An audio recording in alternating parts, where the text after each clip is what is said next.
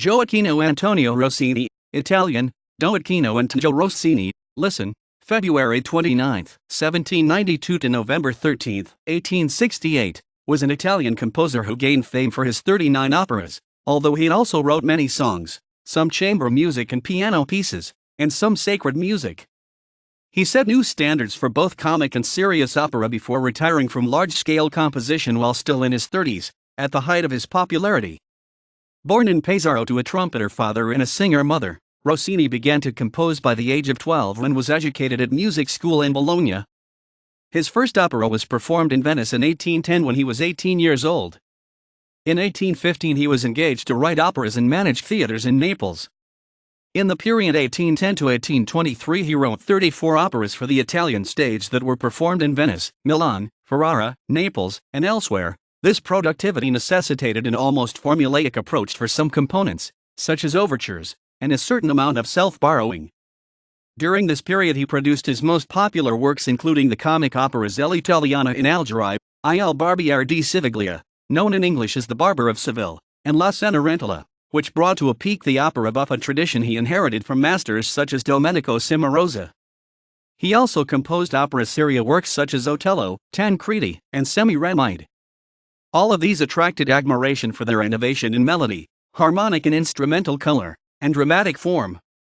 In 1824 he was contracted by the Opera in Paris, for which he produced an opera to celebrate the coronation of Charles X, Il Viaggio a Reims, later cannibalized for his first opera in French, Le Condori, revisions of two of his Italian operas, Kelly's Siege de Corinthe and Moïse, and in 1829 his last opera, Guillaume Tell. Rossini's withdrawal from opera for the last 40 years of his life has never been fully explained. Contributory factors may have been ill health, the wealth his success had brought him, and the rise of spectacular grand opera under composers such as Giacomo Meyerbeer. From the early 1830s to 1855, when he left Paris and was based in Bologna, Rossini wrote relatively little. On his return to Paris in 1855 he became renowned for his musical salons on Saturdays, regularly attended by musicians in the artistic and fashionable circles of Paris, for which he wrote the entertaining pieces Peces de Violence.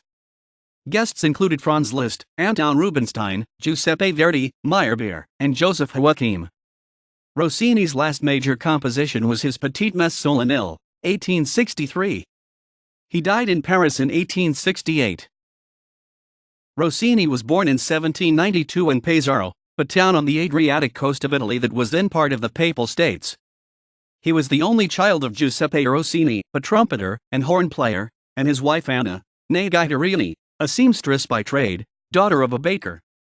Giuseppe Rossini was charming but impetuous and feckless. The burden of supporting the family and raising the child fell mainly on Anna, with some help from her mother and mother-in-law. Stendhal, who published a colorful biography of Rossini in 1824, wrote, Rossini's portion from his father was the true native heirship of an Italian, a little music, a little religion, and a volume of Ariosto. The rest of his education was consigned to the legitimate school of Southern youth, the society of his mother, the young singing girls of the company, those prima donnas in embryo, and the gossips of every village through which they passed. This was aided and refined by the musical barber and news-loving coffee housekeeper of the papal village. Giuseppe was imprisoned at least twice, first in 1790 for insubordination to local authorities in a dispute about his employment as town trumpeter, and in 1799 and 1800 for Republican activism in support of the troops of Napoleon against the Pope's Austrian backers. In 1798, when Rossini was aged 6, his mother began a career as a professional singer in comic opera, and for a little over a decade was a considerable success in cities including Trieste and Bologna, before her untrained voice began to fail. In 1802 the family moved to Lugo, near Ravenna, where Rossini received a good basic education in Italian, Latin, and arithmetic as well as music.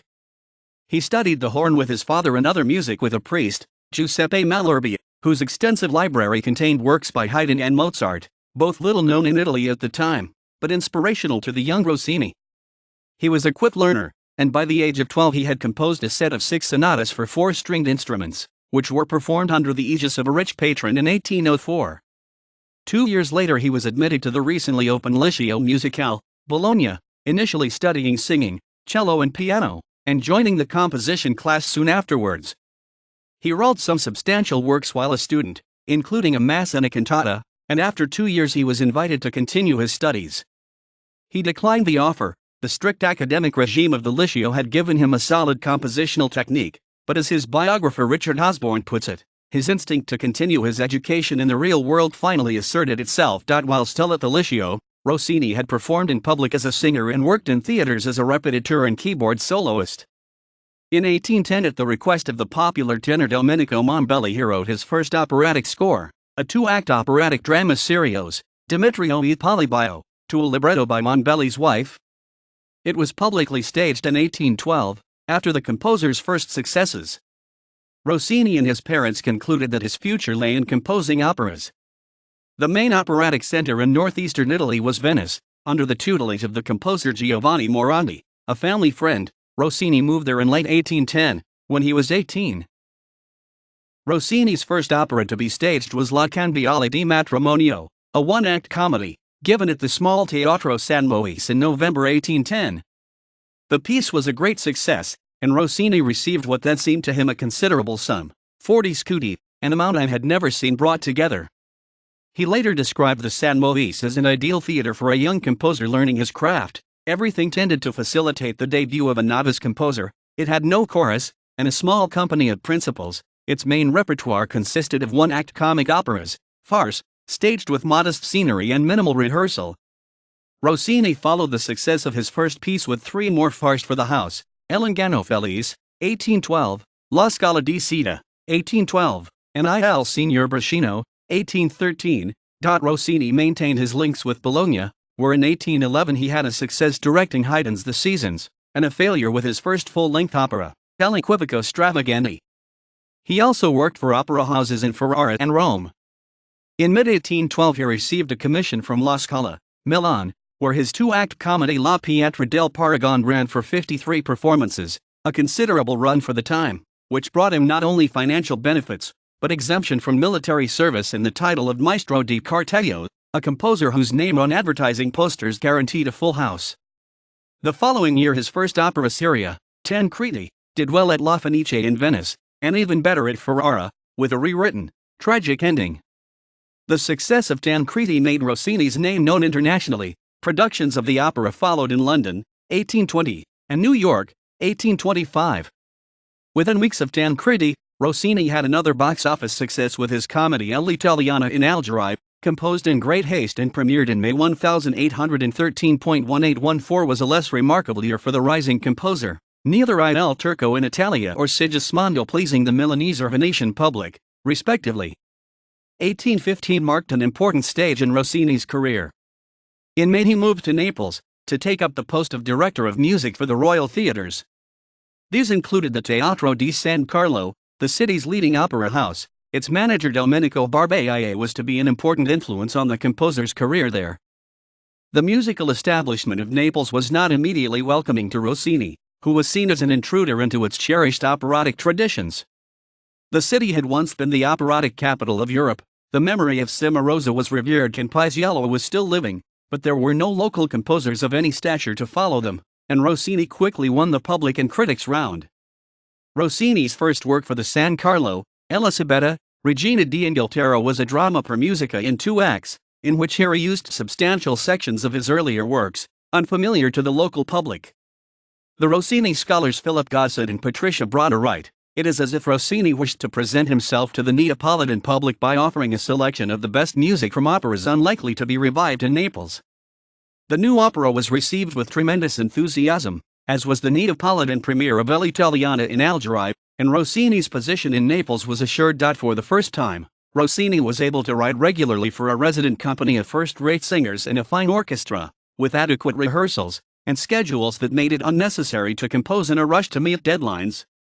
Between 1815 and 1822 he composed 18 more operas, 9 for Naples and 9 for opera houses in other cities. In 1816, for the Teatro Argentina in Rome, he composed the opera that was to become his best known, Il Barbiere di Siviglia, the Barber of Seville. There was already a popular opera of that title by Paisiello, and Rossini's version was originally given the same title as its hero, Almaviva. Despite an unsuccessful opening night, with mishaps on stage and many pro-Paisiello and anti-Rossini audience members, the opera quickly became a success, and by the time of its first revival, in Bologna a few months later, it was billed by its present Italian title, and rapidly eclipsed Paisiello's setting. Rossini's operas for the Teatro San Carlo were substantial, mainly serious pieces. His Otello, 1816, provoked Lord Byron to write, "They have been crucifying Othello into an opera, music good, but lugubrious, but is for the words." Nonetheless, the piece proved generally popular, and held the stage in frequent revivals until it was overshadowed by Verdi's version, 7 decades later. Among his other works for the house were Mose and Igado, based on the biblical story of Moses in the Exodus from Egypt, 1818, and La Donna del Lago, from Sir Walter Scott's poem The Lady of the Lake, 1819. For La Scala he wrote the opera semi-seria La Gazzaladra, 1817, and for Rome his version of the Cinderella story, La Cenerentola, 1817. In 1817 came the first performance of one of his operas, L'Italiana, at the Theatre Italien in Paris. Its success led to others of his operas being staged there, and eventually to his contract in Paris from 1824 to 1830. Rossini kept his personal life as private as possible, but he was known for his susceptibility to singers and the companies he worked with. Among his lovers in his early years were Esther Mombelli, Domenico's daughter, and Maria Marcolini of the Bologna Company. By far the most important of these relationships, both personal and professional, was with Isabella Calbrin, prima donna of the Teatro San Carlo, and former mistress of Barbiere. Rossini had heard her sing in Bologna in 1807, and when he moved to Naples he wrote a succession of important roles for her in Opéra seria. By the early 1820s Rossini was beginning to tire of Naples. The failure of his operatic tragedy Ermidone the previous year convinced him that he and the Neapolitan audiences had had enough of each other. An insurrection in Naples against the monarchy, though quickly crushed, unsettled Rossini. When Barbiere signed a contract to take the company to Vienna, Rossini was glad to join them, but did not reveal to Barbiere that he had no intention of returning to Naples afterwards. He traveled with Calbrin in March 1822, breaking their journey at Bologna, where they were married in the presence of his parents in a small church in Castaneso a few miles from the city. The bride was 37, the groom 30. In Vienna, Rossini received a hero's welcome. His biographers describe it as unprecedentedly feverish enthusiasm, Rossini fever, and near hysteria. The authoritarian chancellor of the Austrian Empire, Metternich, liked Rossini's music, and thought it free of all potential revolutionary or republican associations. He was therefore happy to permit the San Carlo Company to perform the composer's operas.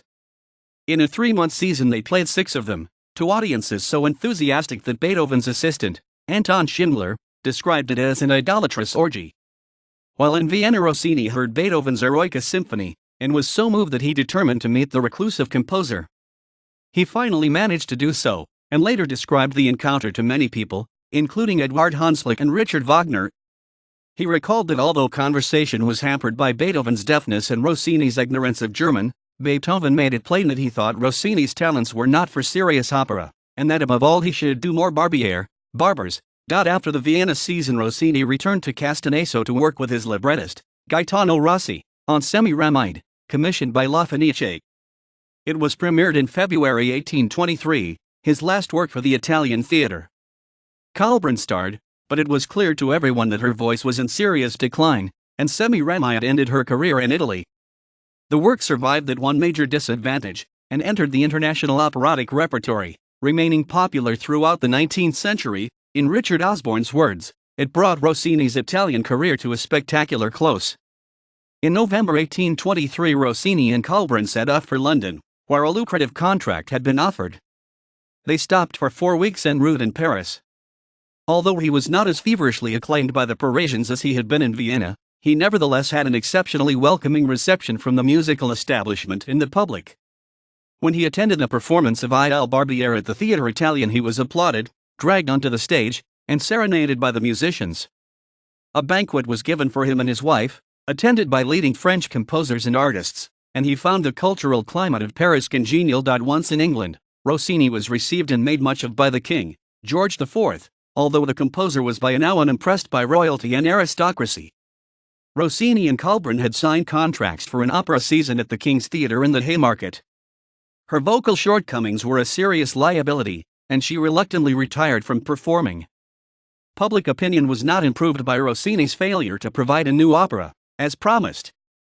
The impresario, Vincenzo Bonelli, defaulted on his contract with the composer, but this was not known to the London press and public, who blamed Rossini. In a 2003 biography of the composer, Gaius Servadio comments that Rossini and England were not made for each other.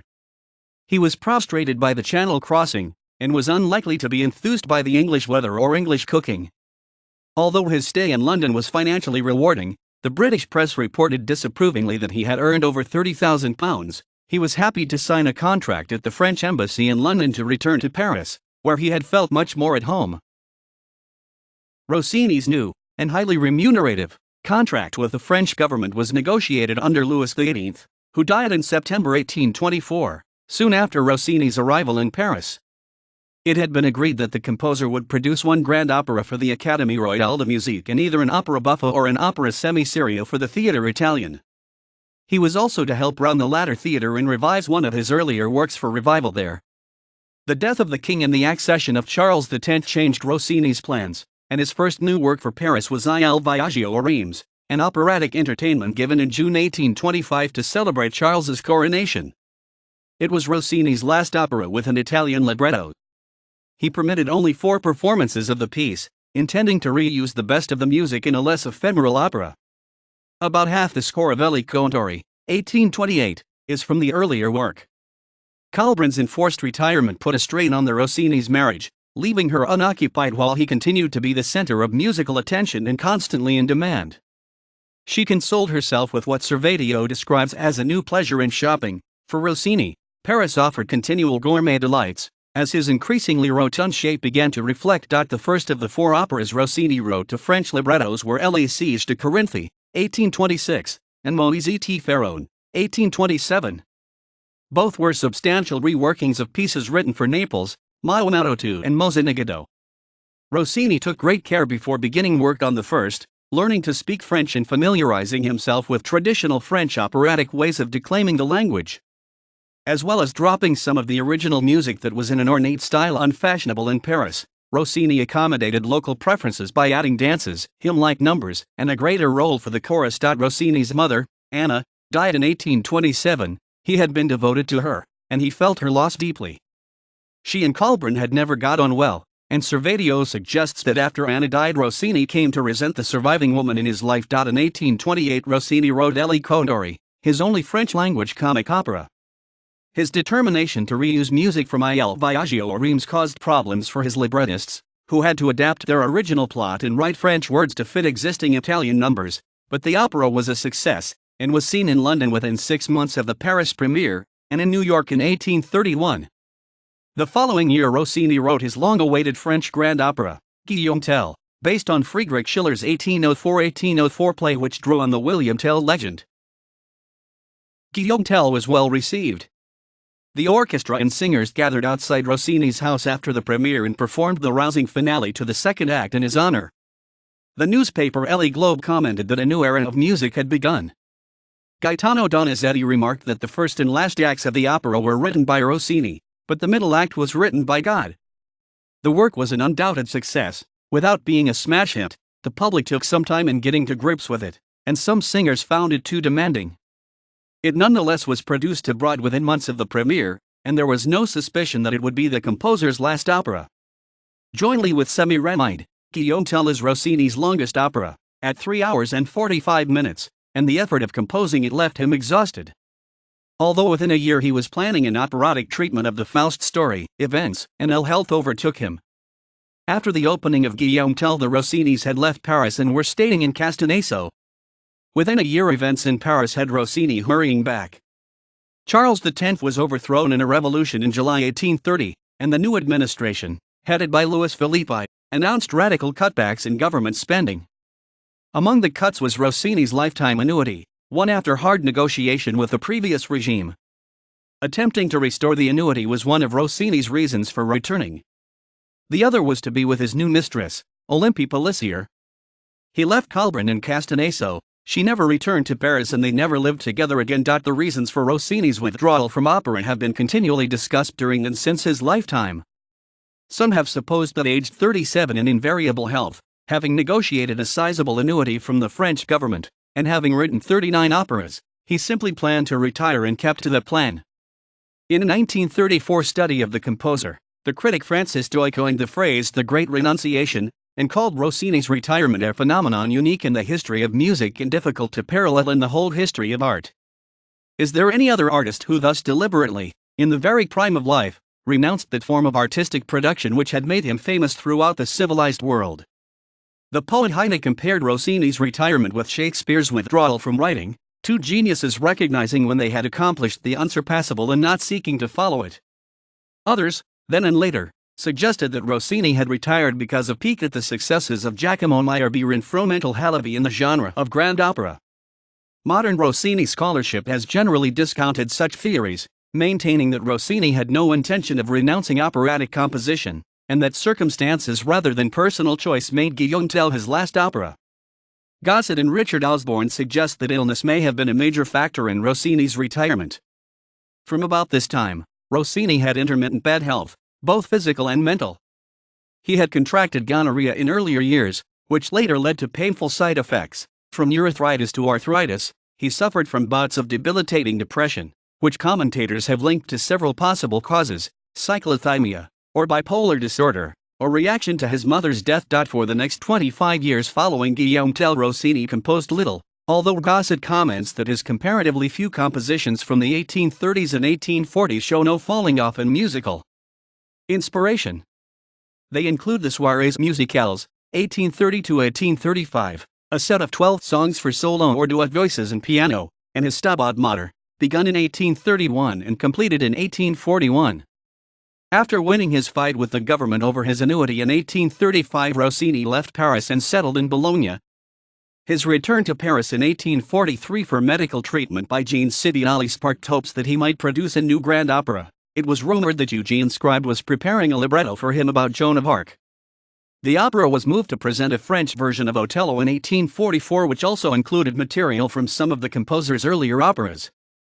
It is unclear to what extent, if at all, Rossini was involved with this production, which was in the event poorly received.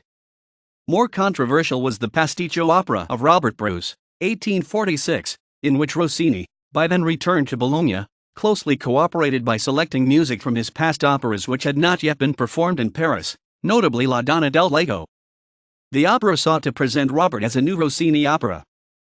But although Othello could at least claim to be genuine, canonic, Rossini, the historian Mark Everest notes that detractors argued that Robert was simply fake goods, and from a bygone era at that. He cites Théophile Gautier regretting that the lack of unity could have been masked by a superior performance. Unfortunately, the tradition of Rossini's music was lost at the opera a long time ago. The period after 1835 saw Rossini's formal separation from his wife, who remained at Castaneso, 1837, and the death of his father at the age of 80, 1839. In 1845, Kalbrun became seriously ill, and in September Rossini traveled to visit her. A month later she died. The following year Rossini and Pelissier were married in Bologna. The events of the Year of Revolution in 1848 led Rossini to move away from the Bologna area, where he felt threatened by insurrection, and to make Florence his base, which it remained until 1855. By the early 1850s, Rossini's mental and physical health had deteriorated to the point where his wife and friends feared for his sanity or his life. By the middle of the decade, it was clear that he needed to return to Paris for the most advanced medical care then available. In April 1855, the Rossinis set off for their final journey from Italy to France. Rossini returned to Paris aged 63 and made it his home for the rest of his life. Gossett observes that although an account of Rossini's life between 1830 and 1855 makes depressing reading, it is no exaggeration to say that, in Paris, Rossini returned to life. He recovered his health and joie de vivre. Once settled in Paris, he maintained two homes, a flat in the Rue de la Chaussée-d'Antin, a smart central area, and a neoclassical villa built for him in Passy, a commune now absorbed into the city, but then semi-rural. He and his wife established a salon that became internationally famous. The first of their Saturday evening gatherings, the Samedi Soirs, was held in December 1858, and the last, 2 months before he died in 1868.2007. Rossini began composing again. His music from his final decade was not generally intended for public performance, and he did not usually put dates of composition on the manuscripts. Consequently, musicologists have found it difficult to give definite dates for his late works, but the first, or among the first, was the song cycle Musique Anodine, dedicated to his wife and presented to her in April 1857. For their weekly salons he produced more than 150 pieces, including songs, solo piano pieces, and chamber works for many different combinations of instruments. He referred to them as his péchés de vieillesse, sins of old age. The salons were held both at Beau Séjour, the Passy Villa, and, in the winter, at the Paris Flat. Such gatherings were a regular feature of Parisian life. The writer James Penrose has observed that the well-connected could easily attend different salons almost every night of the week, but the Rossini samedi soirs quickly became the most sought after. An invitation was the city's highest social prize. The music, carefully chosen by Rossini, was not only his own, but included works by Pergolesi, Haydn, and Mozart and modern pieces by some of his guests. Among the composers who attended the salons, and sometimes performed, were Auber, Gounod, Liszt, Rubinstein, Meyerbeer and Verdi. Rossini liked to call himself a fourth-class pianist, but the many famous pianists who attended the samedi soirs were dazzled by his playing. Violinists such as Pablo Sarasate and Joseph Joachim, and the leading singers of the day were regular guests. In 1860, Wagner visited Rossini via an introduction from Rossini's friend Edmund Michaud, who some 45 years later wrote his account of the genial conversation between the two composers. One of Rossini's few late works intended to be given in public was his Petite Messe Solennelle, first performed in 1864. In the same year Rossini was made a Grand Officer of the Legion of Honor by Napoleon III. After a short illness, and an unsuccessful operation to treat colorectal cancer, Rossini died at Passy on November 13, 1868 at the age of 76.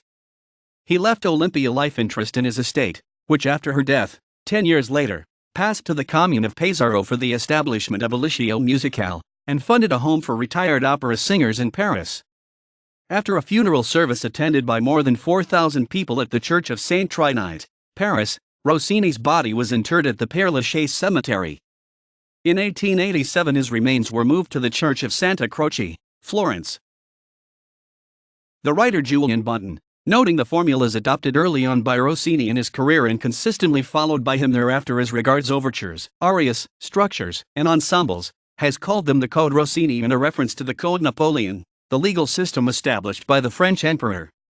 Rossini's overall style may indeed have been influenced more directly by the French. The historian John Rosselli suggests that French rule in Italy at the start of the 19th century meant that music had taken on new military qualities of attack, noise, and speed, to be heard in Rossini. Rossini's approach to opera was inevitably tempered by changing tastes and audience demands. The formal classicist libretti of Metastasio which had underpinned late 18th century opera seria were replaced by subjects more to the taste of the age of Romanticism, with stories demanding stronger characterization and quicker action. A jobbing composer needed to meet these demands or fail. Rossini's strategies met this reality. A formulaic approach was logistically indispensable for Rossini's career, at least at the start. In the 7 years 1812 to 1819, he wrote 27 operas, often at extremely short notice. For La Cenerentola, 1817, for example, he had just over 3 weeks to write the music before the premiere. Such pressures led to a further significant element of Rossini's compositional procedures, not included in Bunton's code, namely, recycling. The composer often transferred a successful overture to subsequent operas, thus the overture to La Pietra del Paragone was later used for the opera seria Tancredi, 1813, and, in the other direction, the overture to Aureliano and Palmira, 1813, ended as, and is today known as, the overture to the Commedia Il Barbiere di Siviglia, the Barber of Seville. He also liberally re-employed arias and other sequences in later works. Spike Hughes notes that of the 26 numbers of Edoardo e Cristina, produced in Venice in 1817, 19 were lifted from previous works. The audience were remarkably good-humored, and asked slightly why the libretto had been changed since the last performance.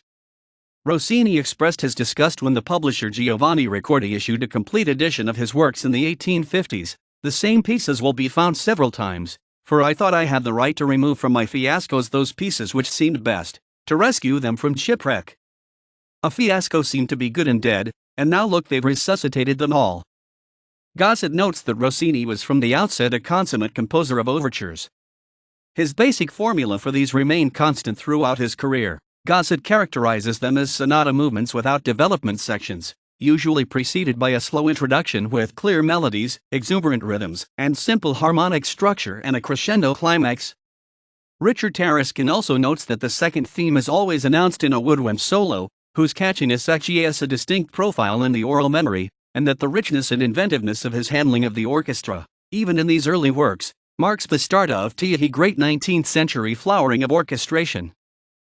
Rossini's handling of arias, in duets, in cavatina style marked a development from the 18th-century commonplace of recitative and aria. In the words of Rosselli, in Rossini's hands the aria became an engine for releasing emotion.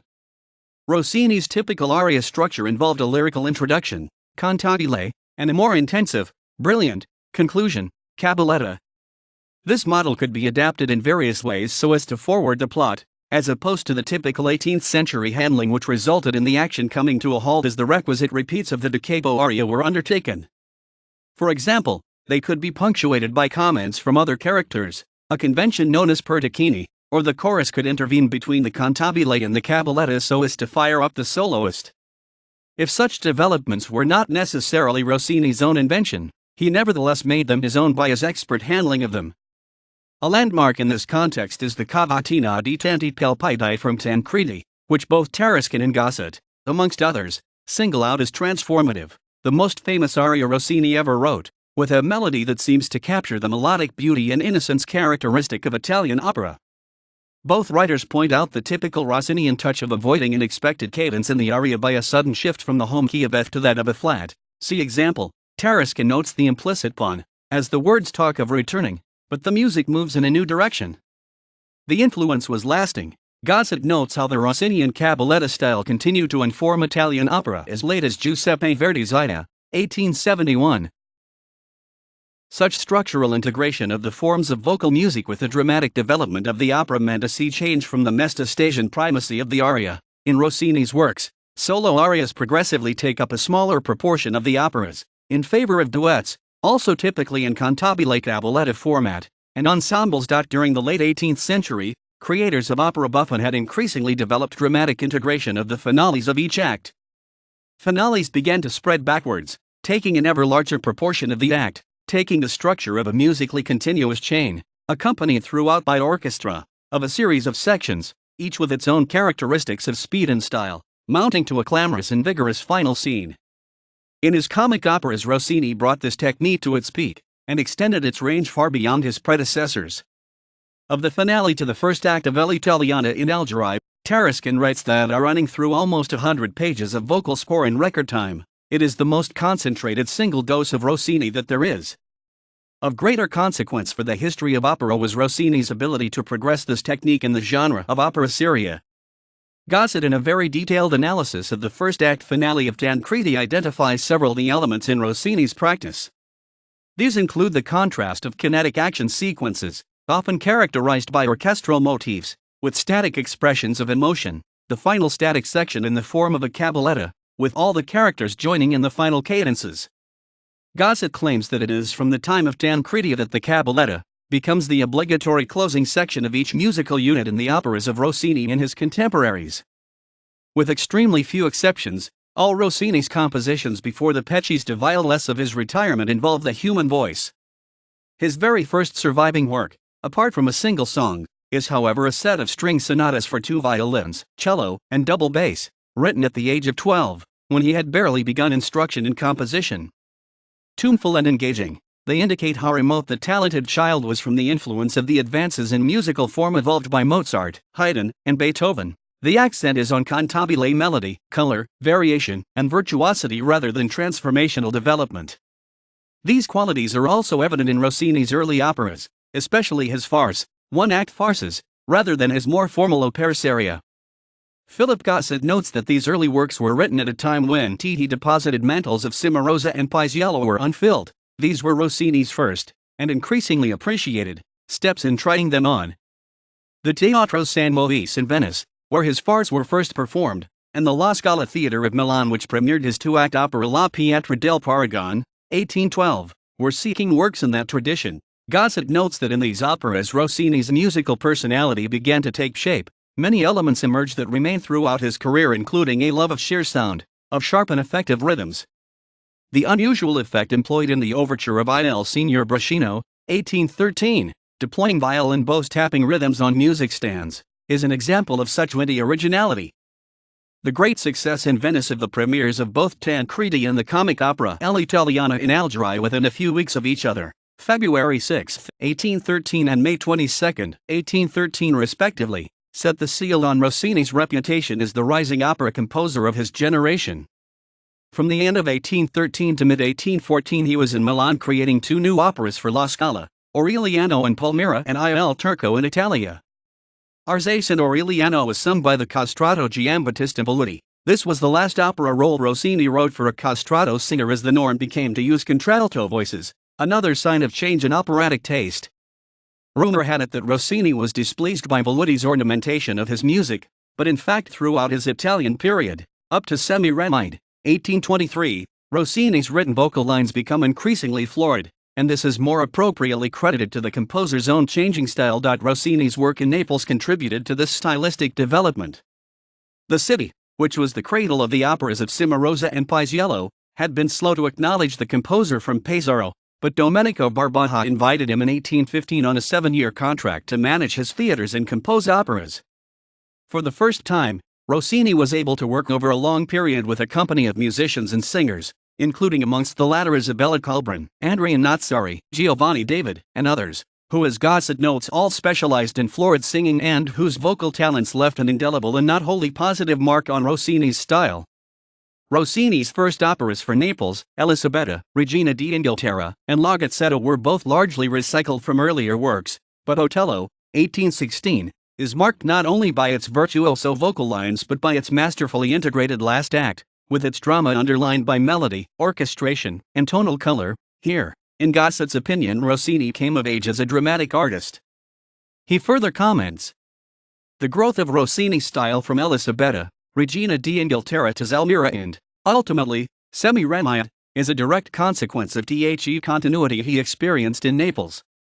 Not only did Rossini compose some of his finest operas for Naples, but these operas profoundly affected operatic composition in Italy and made possible the developments that were to lead to Verdi. By now, Rossini's career was arousing interest across Europe. Others came to Italy to study the revival of Italian opera and used its lessons to advance themselves. Amongst these was the Berlin-born Giacomo Meyerbeer, who arrived in Italy in 1816, a year after Rossini's establishment at Naples, and lived and worked there until following him to Paris in 1825. He used one of Rossini's librettists, Gioachino Rossini, for 5 of his 7 Italian operas, which were produced at Turin, Venice, and Milan. In a letter to his brother of September 1818, he includes a detailed critique of Otello from the point of view of a non-Italian informed observer. He is scathing about the self-borrowings in the first 2 acts, but concedes that the third act so firmly established Rossini's reputation in Venice that even 1,000 follies could not rob him of it. But this act is divinely beautiful, and what is so strange is that its beauties are blatantly un-Rossinian, outstanding, even passionate recitatives, mysterious accompaniments, lots of local color.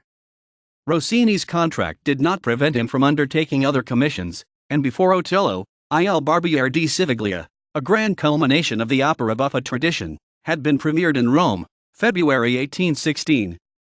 Richard Osborne catalogues its excellencies beyond the physical impact of Figaro's Largo al Factotum. There is Rossini's ear for vocal and instrumental timbres of a peculiar astringency and brilliance, his quick-witted word-setting, and his mastery of large musical forms with their often brilliant and explosive internal variations. Add to that what Verdi called the opera's abundance of true musical ideas, and the reasons for the work's longer-term emergence as Rossini's most popular opera buffa are not hard to find.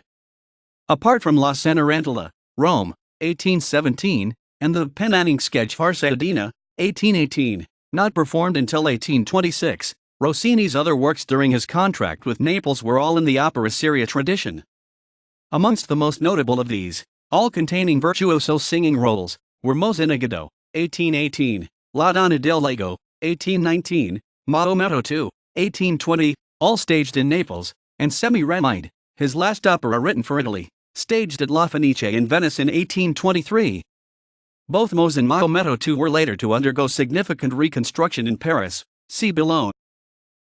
Already in 1818, Meyerbeer had heard rumors that Rossini was seeking a lucrative appointment at the Paris Opera. Should his proposals be accepted, he will go to the French capital, and we will perhaps experience curious things. Some 6 years were to pass before this prophecy came true.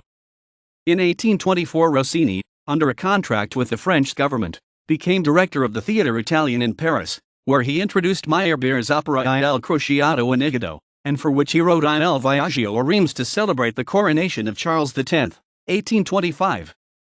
This was his last opera to an Italian libretto, and was later cannibalized to create his first French opera, Il Condori, 1828.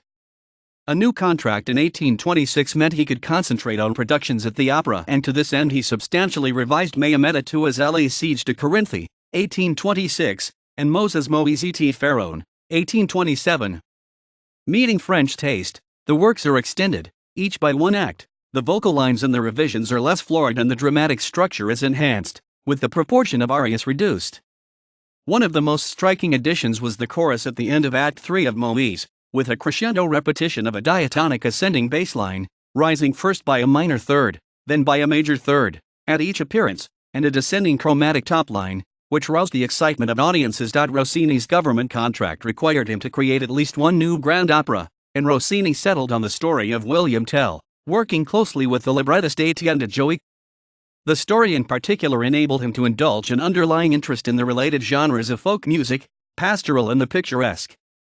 This becomes clear from the overture, which is explicitly programmatic in describing weather, scenery, and action, and presents a version of the Ranz des Vaches, the Swiss cowherd's call, which undergoes a number of transformations during the opera and gives it, in Richard Osborne's opinion, something of the character of a leitmotif. In the opinion of the music historian Benjamin Walton, Rossini saturates the work with local color to such a degree that there is room for little else. Thus, the role of the soloists is significantly reduced compared to other Rossini operas, the hero not even having an aria of his own, whilst the chorus of the Swiss people is consistently in the musical and dramatic foregrounds. Guillaume Tell premiered in August 1829. Rossini also provided for the opera a shorter, 3-act version, which incorporated the pari double, quick march, final section of the overture in its finale. It was first performed in 1831 and became the basis of the opera's future productions. Tell was very successful from the start and was frequently revived. In 1868 the composer was present at its 500th performance at the opera. The Globe had reported enthusiastically at its opening that a new epoch has opened not only for French opera, but for dramatic music elsewhere. This was an era, it transpired, in which Rossini was not to participate. Rossini's contract required him to provide 5 new works for the opera over 10 years. After the premiere of Tell he was already considering some opera subjects, including Goethe's Faust, but the only significant works he completed before abandoning Paris in 1836 were the Stabat Mater, written for a private commission in 1831, later completed and published in 1841, and the collection of salon vocal music Soirées musicales published in 1835. Living in Bologna, he occupied himself teaching singing at the Liceo Musicale, and also created a pasticcio of Tell, Rodolfo di Sterlinga, for the benefit of the singer Nikolai Ivanov, for which Giuseppe Verdi provided some new arias. Continuing demand in Paris resulted in the productions of a new French version of Otello in 1844, with which Rossini was not involved, and a new opera Robert Bruce for which Rossini cooperated with Louis Niedermeyer and others to recast music for La Donna del Lago and others of his works which were little known in Paris to fit a new libretto. The success of both of these was qualified, to say the least. Not until Rossini returned to Paris in 1855 were there signs of a revival of his musical spirits. A stream of pieces, for voices, choir, pianos, and chamber ensembles, written for his soirées, the Péchés de Vieillesse, Sins of Old Age, were issued in 13 volumes from 1857 to 1868. Of these volumes 4 to 8 comprise 56 semi-comical piano pieces, dedicated to pianists of the 4th class, to which I have the honor of belonging. These include a Bach funeral march, March et Reminiscences pour mon dernier voyage, March and Reminiscences for my last journey. Gossett writes of the Péchés, their historical position remains to be assessed, but it seems likely that their effect, direct or indirect, on composers like Camille Saint-Saëns and Eric Satie was significant. The most substantial work of Rossini's last decade, the Petite Messe Solennelle, 1863, was written for small forces, originally voices, 2 pianos, and harmonium, and therefore unsuited to concert hall performance, and as it included women's voices it was unacceptable for church performances at the time. For these reasons, Richard Osborne suggests, the piece has been somewhat overlooked among Rossini's compositions. It is neither especially petite, little, nor entirely solennel, solemn, but is notable for its grace, counterpoint, and melody. At the end of the manuscript, the composer wrote, "Dear God, here it is finished, this poor little mass. Is it sacred music I have written, or damned music? I was born for opera buffa, as you know well. A little technique, a little heart, that's all. Be blessed then, and grant me paradise." The popularity of Rossini's melodies led many contemporary virtuosi to create piano transcriptions or fantasies based on them. Examples include Sigismund Thalberg's fantasy on themes from Moïse, the sets of variations on Non più mesta from La Cenerentola by Henry Herz, Frédéric Chopin, Franz Hunten, Anton Diabelli, and Friedrich Burgmüller, and Liszt's transcriptions of the Guillaume Tell Overture, 1838, and the Soirées musicales. The continuing popularity of his comic operas, and the decline in staging his opera seria, the overthrow of the singing and staging styles of his period, and the emerging concept of the composer as creative artist rather than craftsman, diminished and distorted Rossini's place in music history, even though the forms of Italian opera continued up to the period of Verismo to be indebted to his innovations. Rossini's status amongst his contemporary Italian composers is indicated by the Messa per Rossini, a project initiated by Verdi within a few days of Rossini's death, which he and a dozen other composers created in collaboration. If Rossini's principal legacy to Italian opera was in vocal forms and dramatic structure for serious opera, his legacy to French opera was to provide a bridge from opera buffa to the development of opera comique, and thence, via Jacques Offenbach's operas bouffe to the genre of operetta. Operas comiques showing a debt to Rossini's style include François-Adrien Boisbier's La Dame Blanche, 1825, and Daniel Auber's Fra Diavolo, 1830, as well as works by Ferdinand Harold, Adolphe Adam, and Fromental Halaby. Critical of Rossini's style was Hector Berlioz, who wrote of his melodic cynicism, his contempt for dramatic and good sense, his endless repetition of a single form of cadence, his eternal puerile crescendo, and his brutal bass drug. It was perhaps inevitable that the formidable reputation which Rossini had built in his lifetime would fade thereafter. In 1886, less than 20 years after the composer's death, Bernard Shaw wrote, "The once universal Rossini, whose Semiramide appeared to our greener grandfathers an innovesque wonder, came at last to be no longer looked upon as a serious musician." In an 1877 review of Il Barbiere, he noted that Adelina Patti sang as an encore in the lesson scene Home, Sweet Home, but that the opera proved so intolerably wearisome that some of her audience had already displayed their appreciation of the sentiment of the ballad in the most practical way. In the early 20th century, Rossini received tributes from both Ottorino Respighi, who had orchestrated excerpts from the Peccis de Violas both in his ballet La Boutique Fantasque, 1918, and in his 1925 suite Rossiniana, and from Benjamin Britten, who adapted music by Rossini for two suites, Soirées musicales, Op. 9, in 1936 and Matinées musicales, Op. 24, in 1941. Richard Osborne singles out the three-volume biography of Rossini by Giuseppe Radicciati, 1927–1929, as an important turning point towards positive appreciation, which may also have been assisted by the trend of neoclassicism in music. A firm re-evaluation of Rossini's significance began only later in the 20th century in the light of study, and the creation of critical editions, of his works. A prime mover in these developments was the Fondazione G. Rossini, which was created by the city of Pesaro in 1940 using the funds which had been left to the city by the composer. Since 1980, the Foundation has supported the annual Rossini Opera Festival in Pesaro. In the 21st century, the Rossini repertoire of opera houses around the world remains dominated by Il Barbiere, La Cenerentola being the second most popular. Several other operas are regularly produced, including Il Condori, La Donna del Lago, La Gazzellegra, Guillaume Tell, L'Italiana in Algeri, La Scala di Sieta, Il Turco in Italia, and Il Viaggio a Reims. Other Rossini pieces in the current international repertory, given from time to time, include Adina, Armida, Elisabetta Regina di Inghilterra, Ermino, Mozenigato, and Tancredi. The Rossini and Wild Bat Festival specializes in producing the rarer works. The opera-based performance listing website records 2,319 performances of 532 productions of Rossini operas in 255 venues across the world in the 3 years 2017 to 2019. All of Rossini's operas have been recorded. Free scores by Rossini at the International Music Score Library Project, IMSLP. Free scores by Gioachino Rossini in the Choral Public Domain Library, Choral Wiki.